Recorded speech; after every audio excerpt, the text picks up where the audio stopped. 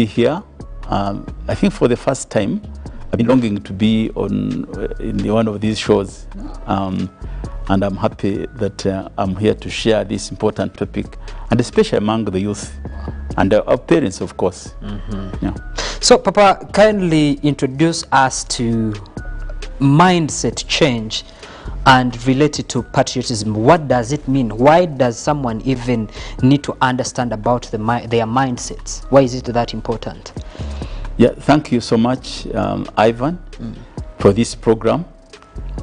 I am Papa Deo Sevrimage, but for purposes of this program, young people I taught and those I mentored and the teachers I taught with call me Papa Deo. Papa means daddy. Yeah. I'm the principal officer in charge of education, information and communication, the National Secretariat for Patriotism, Office of the President. Patriotism simply means a good person, being a good person, just that. Yeah. In other words, that any good person is a patriot. And this is derived from our constitution of national constitution of our country, which is aimed at helping the citizens.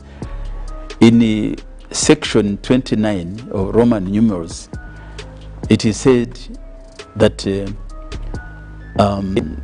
the national directives and principles of state policy, it is said that every citizen has got the duties and responsibilities. But on the other hand, he has also the obligations. Okay. And so it is a duty of every citizen to be patriotic and loyal to Uganda, and to be able to promote its well-being. Okay. Okay, Papa, that's a very good brief introduction about patriotism. So how does now all that you've talked about relate to mindset change? So patriotism is an ideology.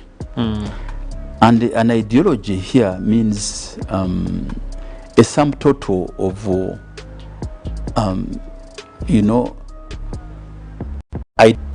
ideological orientation, orientation of how you want your citizen to be, or what you want your citizen to believe in, through the culture, beliefs, norms, and all that is related to the human nature. So when you have this ideology, because the ideology can be in terms of political movement, in terms of cultural development. Yeah. So in this case, there, patriotism as an ideology aims at changing the mindset. What is a mindset? It is that sort of mind, of attitude. Where do you want your children to be? Because, for example, we are born with a certain amount of attitude. When we are young, we grow up with a certain amount of attitude, and we just grow. We grow knowing that this is what you are supposed to do.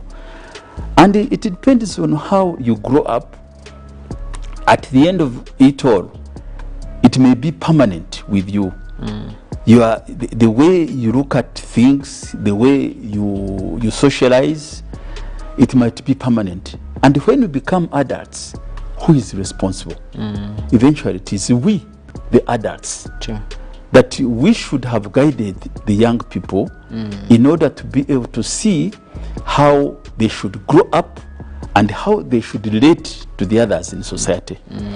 Now, therefore, how do we, first of all, is to learn the principles that govern society, and see how they relate to the behavior and behavior change of a human being. Secondly, we should also see how these behavioral changes relate to the others and be able to bring up a total person, a citizen. Now, you see, one of the biggest challenges that we are having, yes, someone would love or even someone loves their country. But how are you going to tell someone who is hungry that you need to love your country? Someone who cannot be able to afford anything, that you need to love your country. I would love so much to listen on how mindset change, or changing someone's mindset and the patriotism that they have, how is it going to contribute to their social economic transformation? Yeah, thank you. The idea, first of all, is how do we instill love in a child? And it must be fundamental. A child is normally oriented when this child is still young. So the love is demonstrated, first of all, by instituting mechanisms, by inculcating values at another age, like at the time when a child is breastfeeding. And then this child must grow up knowing that at the end of it all, there are certain values which must follow. Now when, you know, like a family, when you grow up in a family and you are looking at your mother, like we say Uganda is my mother, you are looking at a country as your mother. Okay. Even when you get hungry in the end, when there is little food in the end, in your family, you will know why there is no food. And therefore, when parents are trying to do their best, to try their best to be able to look out for food and so on, you will say, this is my mother. You not simply come and say there's no food in the pot, or the food was overcooked, and you start kicking at the pots. So this is how I relate this, therefore, to the present situation. That you are hungry, but how do you look at the country that you should love? So the basics is that you must love. As a citizen of this country, you should look at your country as your mother. First of all, actually, it is my mother. The country, Uganda, is my mother.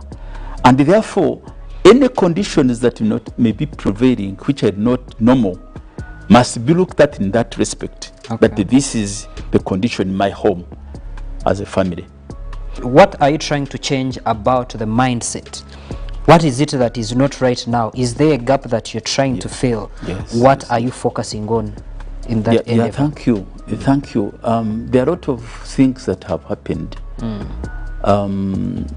Children, for example, there is what we call the behaviors and what would I say?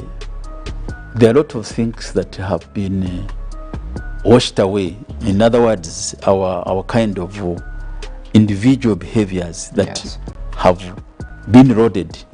In other words, that the behaviors of the youth and even the elderly have been eroded. The dress code, the By discipline. who? Eroded by who? By society, through society. Okay. And this erosion is as a result of, I can't say it should be blamed on one part, but there are many things, as you are aware, society of Uganda has passed through many troubles.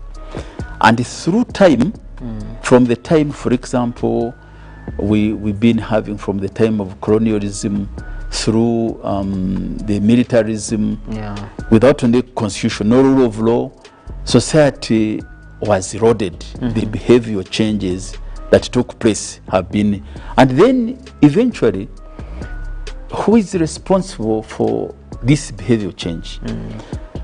The parents have left the work of upbringing to some other party.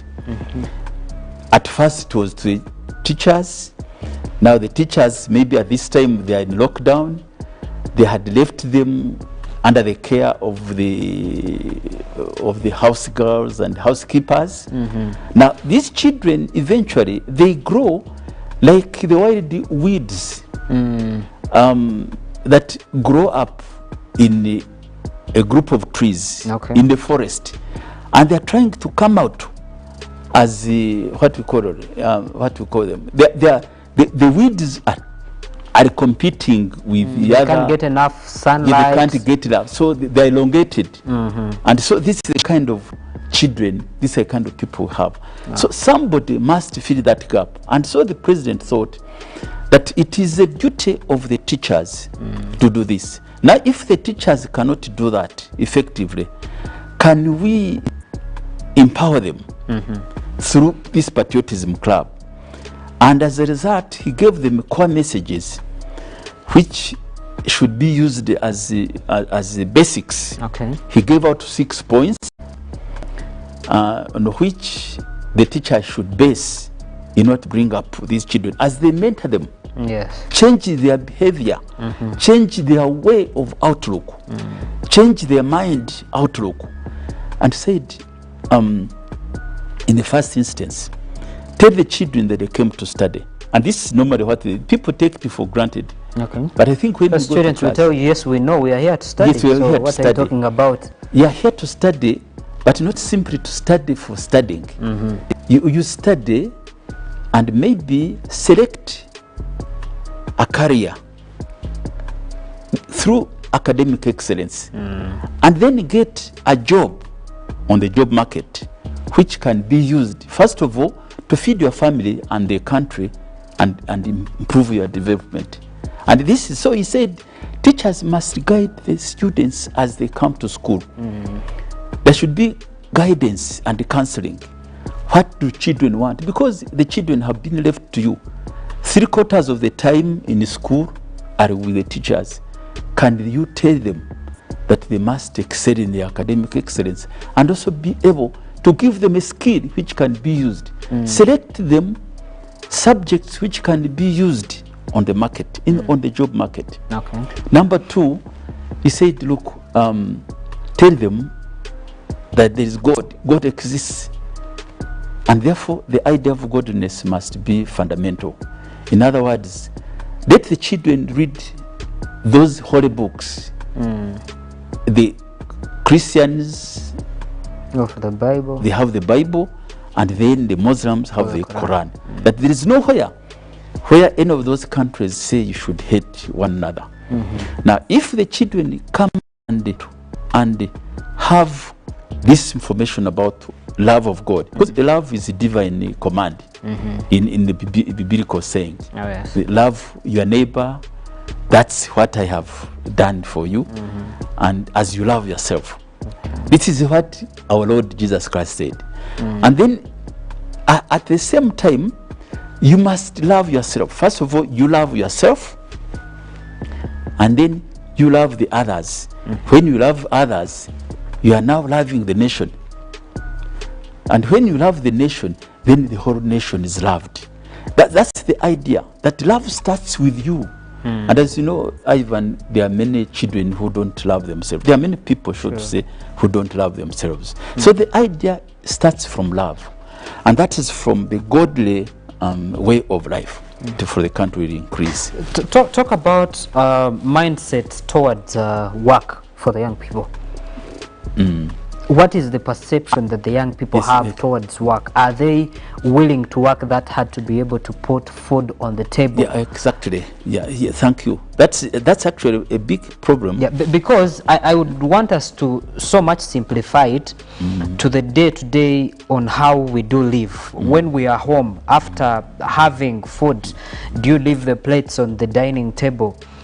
Do you take responsibility to make sure that after taking breakfast, I can go and clean the utensils, and also take care of you yourself as a person, but also having that zeal that you want to work so hard to be able to succeed? Because some of the people think that you cannot, for example, get wealthy through hard work. They believe either it has to be through an opportunity, either someone has to give you a grant, someone has to give you free money. So what do you talk about the mindset towards work for the young people? That's very good. The youth out there, you are aware that all these people's wealth and people's success have just come out because of hard work. Hard work means that you have to develop your mind, and your mind towards work must certainly change. Our old people most of us, the old people who left school some time back, when you went for holiday, your parent would just take you to the garden and say, this is where I'm getting your school fees. And now coffee is ready for harvesting. And so we had lunch, we had meals out of the work we had done. We would have to harvest food. Those who had the cows, I remember in my case, I had to take the cows out and graze them, or take the goats out and tie them and tether them. In the evening, you come and milk them. And then the following day, your father would be happy and just, sell the product of your labor. So, but today, I'm sorry, the engagement, the kind of mindset is that the work, like the work in the soil, is not for me who have gone to school. But even coming back home, some of our youth are no longer bothered about even picking the plates on which food was served to them. Some actually stay in bed, and parents come and they call them for meals, and after that they leave the meals, the plates on which they, What has gone wrong?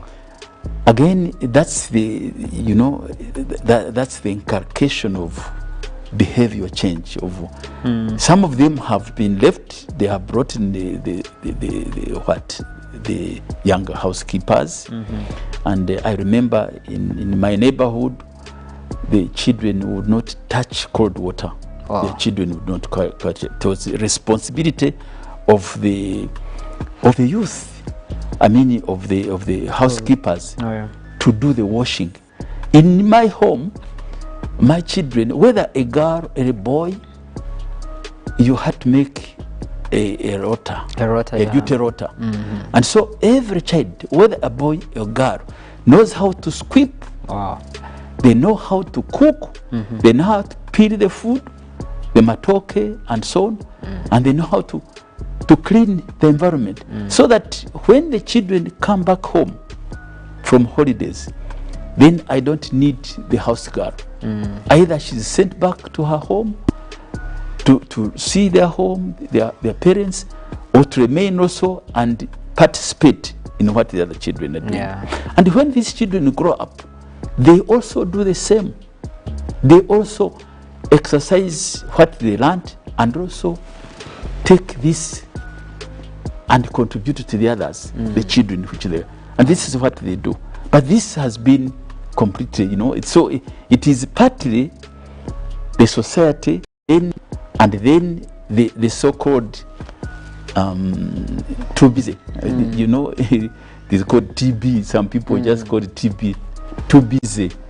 Too busy. Doing what? Too busy doing what? Too busy with my work, my workplace.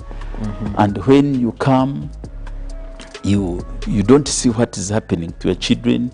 You didn't know how they slept, and you didn't know how they woke up. You don't know what they don't know how you can't say, okay, clean that place and clean that one, wash your clothes, and so and then you have no control of them. At a certain level, some parents have no more control of their children. Is it because maybe parents are also giving, not giving responsibility to the children?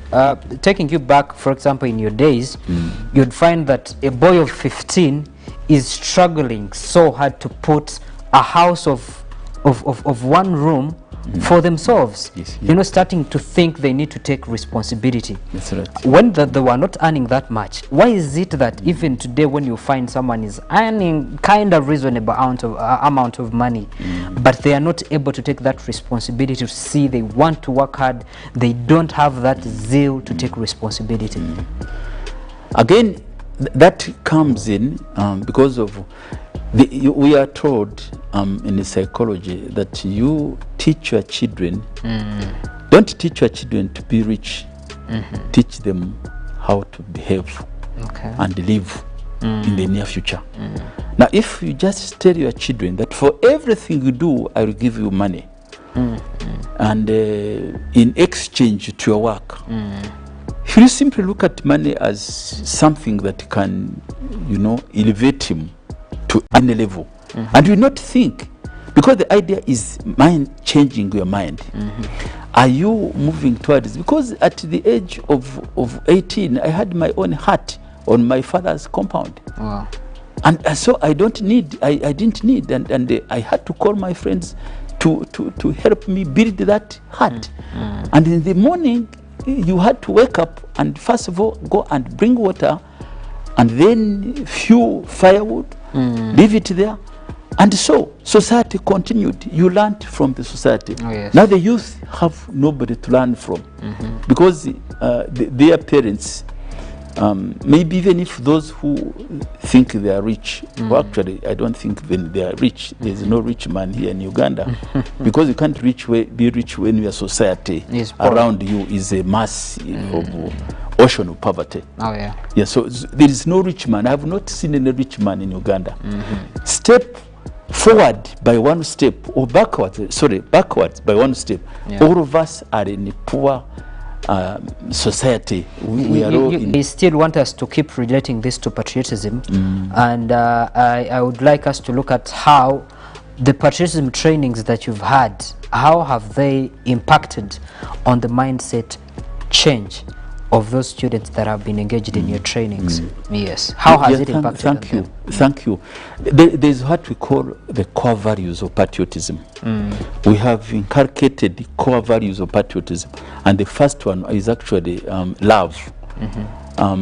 Creating love among yourself. First, love yourself. Love your school. Love your environment. Love your community. I think what also love does is that it takes away the negativity in someone. Exactly, that's very good. Yes, and you always try to create positivity into the mind of the learner. But also look at the discipline of the youth, discipline of the youth, and that is very fundamental.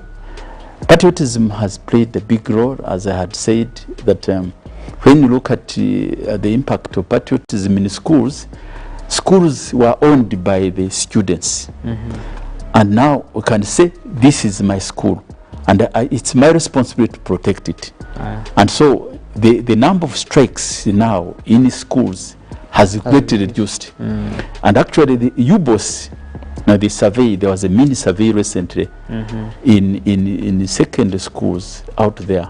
They showed that this was due to the impact of patriotism in schools, because patriotism is no longer optional, it's compulsory in all the schools and institutions in the country. We have over 4,000 institutions and schools in the country, and every student has now heard about patriotism, so nobody can. And now we have other people coming in. We have the head teachers associations, they have just come in. We have the RDCs who have been actually, and we have got over 140 coordinators spread all over the districts. Each district has got a coordinator. Okay. So we go out to schools and talk to them, and combine effort with the teachers. Where there are some gaps, we all work together to bring out this. So that is very important. And in actual fact, we have taught young people to value work to the extent that they should not simply look at these Chogam flower gardens in front of their offices, but along the Chogam flowers, they should cultivate something that can be edible. Either, cabbages or other vegetables. I've seen many schools put up, backyard gardening. Yeah, exactly. Thank you. It's called garden school concept. Wow. Not school garden, because school garden is outside the school. Oh, okay. And so students were used whenever a student misbehaved, they would take him to a school garden. As a punishment. They are doing some work and now they are competing along their verandas. Okay. And then when a child is used, every time he comes out of the classroom, he sees a potato growing or a cabbage growing, he has the impression that when I go back, I can also transform this information. And it has happened. We have seen that there are some schools which are now schools of excellency. And when we were asking those children, they said, come to my home. I'm now growing passion fruits. I'm growing garden. And in fact, today, as you called it, backyard farming, we are doing it ourselves. When you were on radios in the last lockdown, the parents were telling us, children who have been in these trainings have grown something at home. And now we are growing some vegetables and we are feeding our families. You see, even those who are renting, they are growing something in the bukebe, in the cups, in the plastic polyethylene bags. This is an attempt to change the mind that soil is not for purposes of of punishment, but can be used to enrich oneself. First of all, to get yourself what to eat, and secondly, to see what you can sell. We must break away from this concept of believing failure in your success. That poverty can be hereditary. That poverty can be hereditary or a disease. Yes. No. We say, if you look around, that the history of people who experience failures have turned into great successes. And we have told them, look around in your towns. In Kampala, for example, those who own plazas, some of them never went back, they never went to a very high school. And they have become, very, very powerful, businessmen. Even you, Ivan, because you are products of patriotism. Oh, yes. But what you are doing to inculcate the behavior, the values of the youth through this program here, it is already our pride. And the sky is no longer the limit. Yeah, thank you. Thank you, Papa Deo. My name is Ivan Tumukunda, and this is Youth of Purpose, a program that we believe is going to transform your lives as young people, but also help you to try to contribute to the development of Uganda. As you've heard, for you to be able to change your mindset, believe in yourself, that have self-esteem, and discover who you are. Start from that and have positive mental attitude. This show is proudly sponsored by the National Secretariat for Patriotism Corps, Office of the President, under the theme Uganda First. You loving yourself, you having a positive mental attitude, and all this mindset change is for you as a patriot and helping you to grow and contribute to Uganda's development. My name is Ivan Tumukunde. See you next time. Youth of Purpose, brought to you by